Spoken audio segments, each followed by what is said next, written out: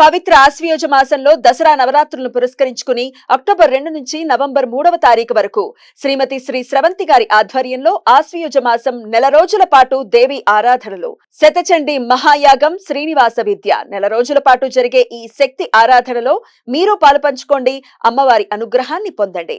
మీ గోత్ర నామాల కొరకు సంప్రదించండి.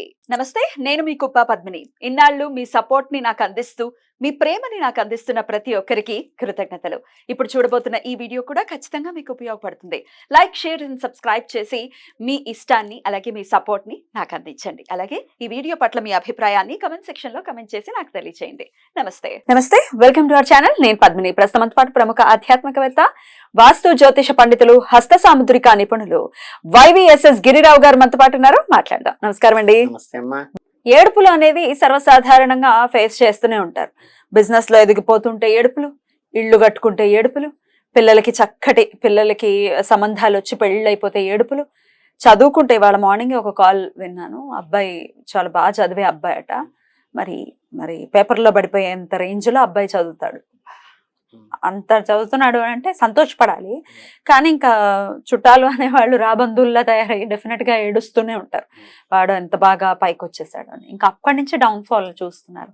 తల్లి పడేటటువంటి వేదన చాలా బాధ అనిపించింది. తల్లికి అట్లాంటిది. ఒక టాపర్ పిల్లాడు, ఆ పిల్లాడికి అలా వాడు డిప్రెషన్ కి లోనై వాడు అలా ఉన్నాడు అని అంటే ఆ తల్లి కన్నీరు పెట్టుకుంటోంది. ఈ ఏడుపులు చాలా బాధాకరం అండి. కలియుగం కదా, ఇంకా దారుణం. అసలు ఏది చేసినా ఏడుపులు ఏడుపులు ఏడుపులు అవి తగులుతున్నాయి మాకు. డెఫినెట్ గా మేము ఇబ్బంది పడుతున్నాం అనుకునే వాళ్ళకి ఏదైనా మంచి మార్గం చెప్పండి గిరిగారు. అంటే ఇది జనరల్ గా ఏడుపులు అనేది ఏంటంటే మనం చూసుకుంటే దృష్టి దోషం కిందకే వస్తుంది. దృష్టి దోషం కిందే వస్తుంది. దృష్టి దోషానికి ఏంటంటే మనకి ప్రధానంగా ఇప్పుడు చక్కగా మనకి ఆశ్వీజ మాసం కూడా వస్తుంది. చక్కగా ఆశ్వీజ శుద్ధ పాడ్యమి నుంచి దశమి వరకు చక్కగా దసరా నవరాత్రులు వస్తున్నారు కాబట్టి ఇటువంటి వాటికి ఏంటంటే మనకేదో అంటారు సారా, ముళ్ళునో తీయాలంటారు సార్. సాత్విక దేవత ఆరాధన కంటే కూడా సాత్విక ఆరాధన ఎప్పుడు ఏం చెప్తుందంటే శాంతం సర్దుకుపోండి అని చెప్పేటువంటి పద్ధతి వచ్చి ఇది. తీసి వదిలిపెట్టు అనేది అమ్మవారి అర్థమైందండి. అందుకని ఏంటంటే ఇటువంటి వేదన అంటే నెగిటివ్ ఎనర్జీ మన ఇంటి మీదకి వస్తున్నప్పుడు దాన్ని వెంటనే తిప్పికొట్టి అంటే action to action equal opposite చూడటం థర్డ్ లాగా. మనకి అమ్మవారి గనక పూజ చేసినప్పుడు మనకి మామూలుగా రకరకాల కోరికలు కోరుకుంటాం. అమ్మ అనేది అంటే నిత్యం లక్ష్మి కానీ లలిత కానీ మన ఇంట్లో అమ్మవారు చేసినప్పుడు, లక్ష్మీ సరస్వతి పార్వతి చేసినప్పుడు ఏంటంటే ఇంట్లో నాకు అవి కలిగించు, అవి శుభం పిల్లవాడిని వృద్ధిలోకి తీసుకురా, అమ్మాయికి పెళ్లి కుదిరొచ్చు, అమ్మాయికి పిల్లలు పుట్టారు, సౌభాగ్యం ఉండని చెప్పి సాత్విక ఆరాధన అంతా ఇప్పుడు వస్తుంది. దీంట్లో ఏంటంటే మనకి ఈ అమ్మవారి నవరాత్రులు ఏంటంటే కొంచెం రౌద్రం కూడా కలిపి అవసరమైనప్పుడు కీలు విరిగి వాత పెట్టడం అనేది కూడా శాక్తేయంలో ఉన్నటువంటి ప్రధాన విషయం. చెయ్యాలి కూడా, ఎందుకంటే ఒకళ్ళకి బుద్ధి రావాలి. ఎందుకు ఏడవాలి? ఏడిస్తే నీకు వచ్చేటటువంటి ఏమొస్తుంది? నీకు మళ్ళీ తిరిగి కూడా వస్తుంది. అది నువ్వు ఏదిస్తావో తిరిగి వస్తుంది కర్మ సిద్ధాంతం ప్రకారం. ఏమిటో ఏడుపులు, అబ్బా భలే ఉన్నారే వాళ్ళు అనేయటం కూడా చాలా. అసలు నలుగురిలో కూడా అంటారండి, సిగ్గు శరం లేకుండా. వాళ్ళు చూసారా ఎంత బాగున్నారో అంటారు. నీకు అసలు వాళ్ళకి ఎంత అనుగ్రహం ఉంటే అలా వచ్చింది అనేది కూడా ఉండదు. మెప్పుకోలు రావాలి తప్పితే మనకి అనవసరంగా అది. ఆ మాట కూడా ఎంత కటువుగా ఉంటుందంటే, భగవంతుడు అనుగ్రహం ద్వారా పైకొచ్చారు అనే మాట ఎంత సంస్కారవంతంగా ఉంది.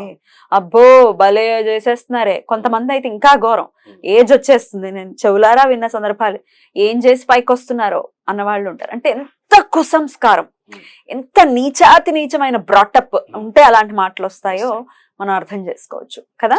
ఇవి వింటూనే ఉంటారు మన వాళ్ళు, వాళ్ళ లైఫ్ లో కూడా జరిగే ఉంటుంది. మీకు జరిగితే కనుక ఒకసారి కమెంట్ సెక్షన్ లో పంచుకోండి, అర్థమవుతుంది.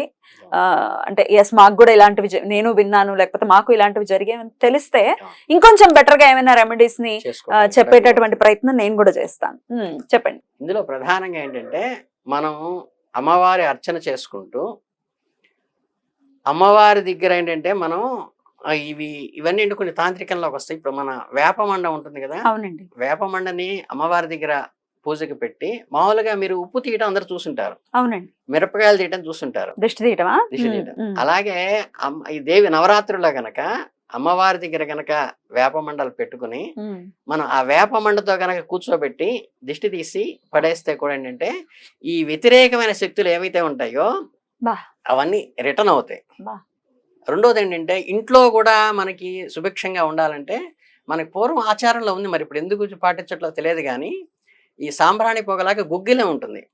ఆ గుగ్గిలంతో పొగ వేసి మొత్తం ఇంట్లో అన్ని గదుల్లో కూడా మనం ఇట్లా పొగ అంతా అన్ని గదులు మనకి పుణ్యవచనం చేసిన తర్వాత నీళ్ళు అన్ని చల్లుతారు చూసారా, ఆ టైప్ లో ఏంటంటే చక్కగా గుగ్గిలం పొగ మనం సంధ్యవేళలో మనం ఉదయాన్నే కానీ లేకపోతే సాయంత్రంలో కానీ మనం చక్కగా గుగ్గిలం పొగ వేసి అమ్మవారికి మలగైన తల స్నానం చేసిన తర్వాత మనం గనక ఇది వేస్తాం కదా, సేమ్ సాంబ్రాణిలానే ఉంటుంది.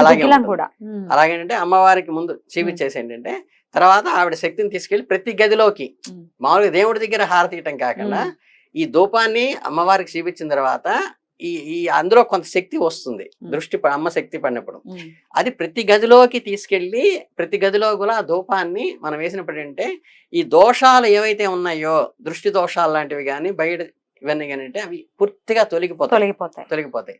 అట్లాగే మీకు ఇంటి ముందుకు వెళ్ళి అంటే మన వాకిట్లోకి మన ఆకిలికి ఎదురుగా నుంచుని మనకి మనుషులకి దిష్టి తీసినట్టుగా మనకి కొబ్బరికాయని మనం గృహప్రవేశంలో చేస్తుంటాం, సవ్యంతో 3 సార్లు చేస్తూ అపసవ్యంతో కూడా అంటే కొబ్బరికాయ మీద మనం అది కర్పూరం వెలిగించి మనకి స్వామివారు ఊరేగింపు వెళ్ళేటప్పుడు కానీ ఊరేగింపు నుంచి వచ్చిన తర్వాత కానీ ఎలా ఇది చేస్తామో గృహప్రవేశం ఇప్పుడు ఎలా చేస్తామో మనం ఏంటంటే ఇంటికి ఎదురుగ్గా నుంచుని ఇంటికి ఏదైనా దోషం ఉంటే సరిపోతుందని చెప్పేసి ఆ కొబ్బరికాయ మీద కనుక మీరు కర్పూరం వెలిగించి చక్కగా సవ్యంగా 3 సార్లు అపసవ్యంగా 3 సార్లు తిప్పేసేసేసి ఆ కర్పూరం పక్కన పడేసి గట్టిగా పగిలిపోయేట్టు అంటే అది వాడకూడదు, దిష్టి తీసింది అనమాట, కోటేసేసి తర్వాత దాన్ని తీసేసుకోవాలన్నమాట.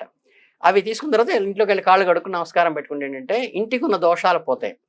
అట్లాగే అమావాస్యకి కూడా మీరు ఈ బూడిద గుమ్మడికాయ ఉంటుంది, బూడిద గుమ్మడికాయని కనుక ఇంటికి ఎదురుగ్గా నుంచుని మన మనిషికి ఎదురుగ్గా నుంచుని ఉప్పు ఎలా తీస్తాం చూసారా, అలాగే ఈ గుమ్మడికాయని గనక తీసుకుని దానికి కూడా ఇలాగే కర్పూరం వెలిగించి దిష్టి తీసేసి సవ్యంగా అపసవ్యంగా కూడా మన ఇంటికి ఆపోజిట్ నుంచి గుమ్మానికి దిష్టి తీసి గనక మనం ఎవరు తొక్కని చోట, ఇందులో ఏంటంటే చాలా మంది ఏంటంటే చెప్పేది అది ఎవరికో అంటుకోవాలి ఎవరికో తగలాలని రోడ్డు మీద పడేయటం కాదమ్మా, అవేంటంటే మీరు ఎవరు తొక్కని చోట పడేస్తే నీకు దోషం పోయింది, ఇంకోళ్ళకి అంటుకోవడం నీకు అనవసరం కాదు, మళ్ళీ వస్తుంది నీకు ఇంకొకటి నీకు వస్తుంది. అది చాలా ముఖ్యమైన విషయం ఏంటంటే అమావాస్య వస్తే చాలండి జాతర రోడ్లంతా 3 వీధులు ఉన్న రోడ్లు కూడా అదేంటంటే కర్మ సిద్ధాంతం ఏం చెప్తాను, ఎదుటివాడికి మనం ఏదిస్తే అది రిఫ్లెక్ట్ అయ్యి వస్తుంది. మనం దిష్టి తీసి రోడ్డు మీద పడేసాం అనుకోండి, అది ఎవరికైనా అంటుకుని వాడు సఫర్ అయితే దాని రిఫ్లెక్షన్ మళ్ళీ నీకు వస్తుంది. మళ్ళీ వాడు వాడు బాధపడతాడా? ఉసురు తగులుతుంది. ఫస్ట్ ఆఫ్ ఆల్ తిడతారు, బండ బూతులు తిడతారు, ఏ విధవాలు పాడేశారు ఇక్కడ, ఆ తిట్లన్నీ ఎందుకు మనకి దరిద్రం. ఎందుకంటే దిష్టి తీసి కొబ్బరికాయ కానీ ఇవి కానీ పని వాళ్ళకి కూడా చెప్పండి అమ్మా, అవి తీసుకెళ్లి అవతల పడే తప్పితే అది వాడకూడదమ్మా అని చెప్పాలి వాళ్ళకి. గుమ్మడికాయని కూడా తీసేసి ఎవరు తొక్కని ప్రదేశంలో మరుగున దగ్గర ఏంటంటే పడేసి ఏంటంటే అవి క్రిమి కీటకాదులు తినేసేసి క్లోజ్ అయిపోతుంది తప్పితే మనకి దోష నివారణ అవుతుంది. ఇవి ప్రధానంగా ఏంటంటే మనకి ఈ దృష్టి దోషం వల్ల వచ్చేదానికి ఏంటంటే ఇవి చాలా ప్రశస్తంగా చేసుకోవాల్సినటువంటి కనుక ఏంటంటే ఇది. అలాగే మీకు చక్కగా మంచి రాగి పాత్రలో కనుక పచ్చకర్పూరము కొంచెం పసుపు అవి వేసి మనకి ఇదేంటి వేపాకు వేసి రాత్రిపూట అలా పెట్టేసి దేవుడి దగ్గర ఇవేంటంటే ఎనర్జీని నెగిటివ్ ఎనర్జీ అని ఉంటే అవి లాగుతాయి, లాగేసేసి ఉదయాన్నే ఏంటంటే అవి శుద్ధి చేస్తూ మళ్ళీ నీళ్లతో చల్లేసుకున్నా గానీ అది దోషం పోతుంది. రోజు కూడా చేయొచ్చు. అవేంటంటే దేవుడి దగ్గర పెట్టేసేసి ఆ పవిత్ర జలంతో అన్ని చోట చల్లేస్తే ఏంటంటే ఇవి తిప్పేసేసి మళ్ళీ బయటపడేయచ్చు. ఇవన్నీ ఏంటంటే మనకి తాంత్రికం అంటే మనకి ఇమిడియట్ రెమెడీ కావాలి. దానికి ఏంటంటే ఎంతసేపటికి భగవత్ ఆరాధన కంటే కూడా మన లౌకికమైనవి ఐహికమైనవి కొన్ని ఉండాలి, తీరాలి కంపల్సరీ. మనం రక్షణ కవచాన్ని ఏర్పరచుకోవాలి.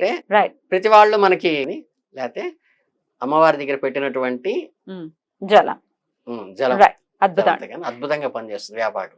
చాలా చక్కగా వివరించారండి, కృతజ్ఞతలు. నమస్తే.